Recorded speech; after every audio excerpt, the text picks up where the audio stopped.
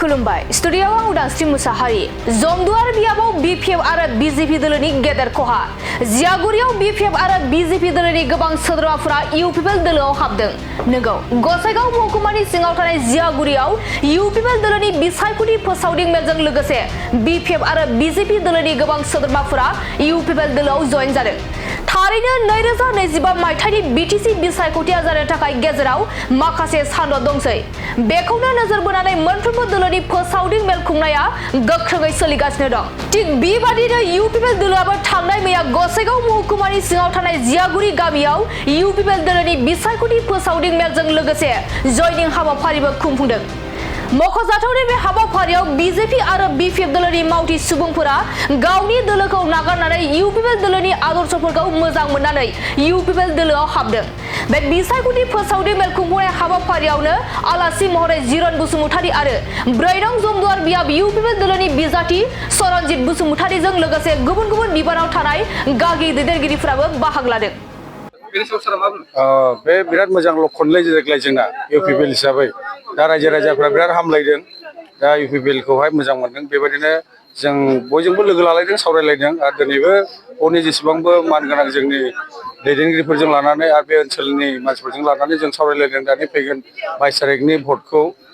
बिथांमोना जोंनि ट्रेक्टर सुबियावनो होगोन होननानै बिथांमोना खोथा होदों आरो बे ओनसोलाव गोबां हाबाफारि मावनांगौ दं दा बेनिखायनो दानि प्रमद बर' सरकारखौनो लाबोनांगौ होननानै बयबो गोसो होदों आरो जोंबो बेनिखायनो खोथा होदों गोबां खामानि मावनांगौफोरखौ आरो बे रायजो राजाखौ जोङो बेबायदिनो दानि फैगोन बोथोरफोराव जेरैबायदि मोजां खामानि मावनांगौ आरो सुख सान्थि थालायनांगौ बिनि बिसयै जों सावरायलायदों अनसायनायखौथ' जोबोर मोनदों बिथांमोना आं लेट जादोंब्लाबो गोबां सम नेनानै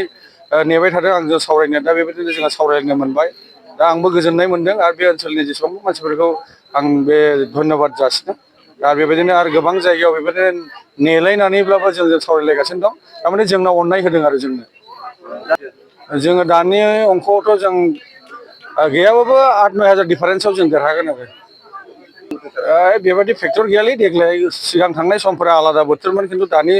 बे माबायावहाय जेबो फेक्टर गैया इउपिपिएल हिसाबै जों सिंगेलयैनो बेयाव देरहागोन बेयाव रावबो खाथि खालायाव फैनाय नङा बादि जोंहा अनुमान दङ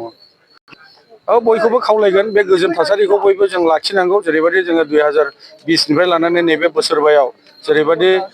सान्थि सुक्तिखौ लानानै जोङो गोजोनथा मोनसे समफोरखौ मोनदों दा थांनाय बोथोरफोराव जेरैबायदि जों एसे दुखु खस्थ'आव दंमोनब्लाबो दा बे बोसोरबायाव सान्थियै दं दा बे सान्थि परिबेसखौ लाखिनो थाखाय बयबो हास्थायदों दा बेनिखायनो आं बयनिसिमबो खावलायगोन बे सान्थिखौ जों लाखिनांगौ आरो